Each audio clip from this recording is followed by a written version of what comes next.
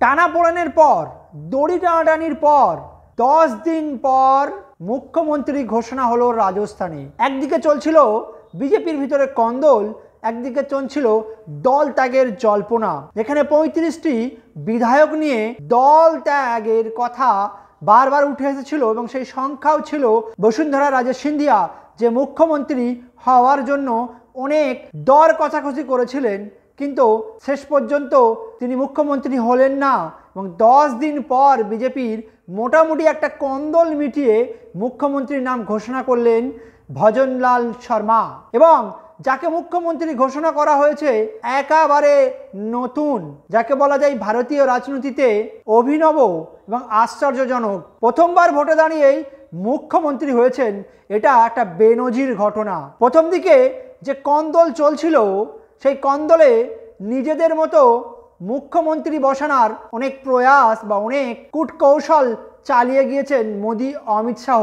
সেখানে প্রথমেই নাম উঠে আসছিল রাজ্যবর্ধন রাঠোর, রাজনীতিতে নতুন, এবং উঠে আসছিল বালাকনাথ যোগীর কথা, উঠে আসছিল দিয়া কুমারীর কথা, যারা মুখ্যমন্ত্রী হিসাবে থাকবেন গদিতে, কিন্তু দড়ি আসল থাকবে মূলত ল্যাটাইটা, ক্ষমতার ল্যাটাইটা হাতে থাকবে মোদি এবং অমিত শাহের হাতে, কেন্দ্রের হাতে। সেরকম মুখ্যমন্ত্রীকে বসাতে চেয়েছিলেন, শেষমেশ সেই রকমই একজনকে গদিতে বসালেন ভজনলাল শর্মা, এবং প্রথমবারেই বিধানসভা ভোটে দাঁড়িয়ে প্রথমবারেই মুখ্যমন্ত্রী, যেটা ভারতের ইতিহাসে প্রথম।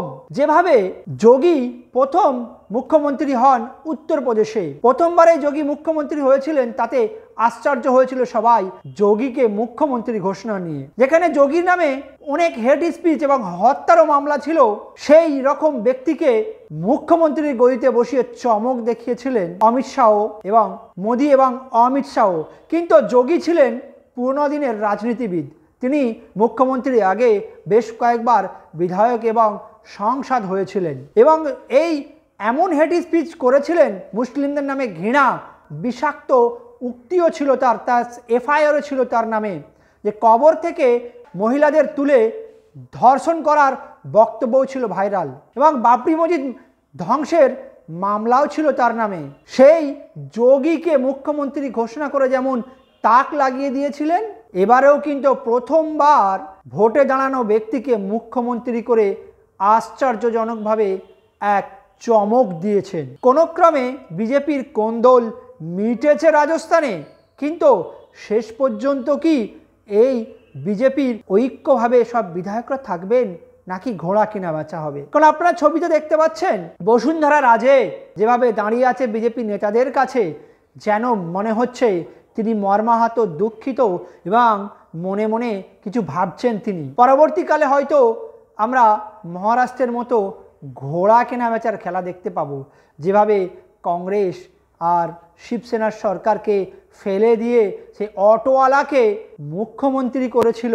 এবারেও কি আমরা সেই রকম ঘোড়া কেনা বেচার ইঙ্গিত পাবো, যেভাবে আমরা বসুন্ধরা রাজে সিন্ধিয়ার মুখ দেখতে পাচ্ছি? দেখা যাক যেসব প্রতিশ্রুতি দিয়েছিল সেইগুলো পালন করে কিনা। এক প্রতিশ্রুতি দিয়ে ক্ষমতায় আসে, আর এক প্রতিশ্রুতি আমরা দেখতে পাই মোদির রাজত্বে, বিজেপির রাজত্বে।